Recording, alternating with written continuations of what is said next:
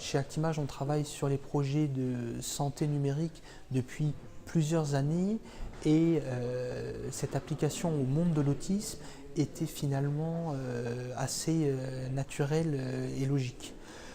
On a une approche en concertation avec les médecins, avec les spécialistes de la question de l'autisme, et l'ambition est de pouvoir permettre aux enfants de développer leurs compétences et leurs capacités d'apprentissage avec le nouveau support que représente la réalité mixte.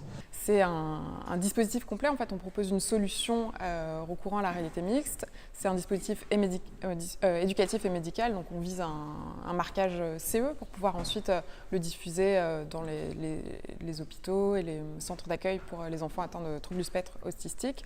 Et donc en fait, ça fonctionne, il y a 3 volets. Donc ce qu'on présente, c'est un catalogue d'applications qui en fait sont des scénarios sociaux, qui sont gamifiés. Donc il y a différents niveaux. Et le jeune autiste peut s'exercer dans chaque niveau.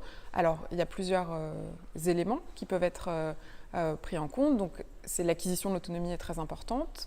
On a aussi le contrôle et la conscience de soi, de son corps, de ses mouvements dans l'espace, par exemple. Et puis, l'apprentissage des codes sociaux, qui est quelque chose de très important dans l'autisme.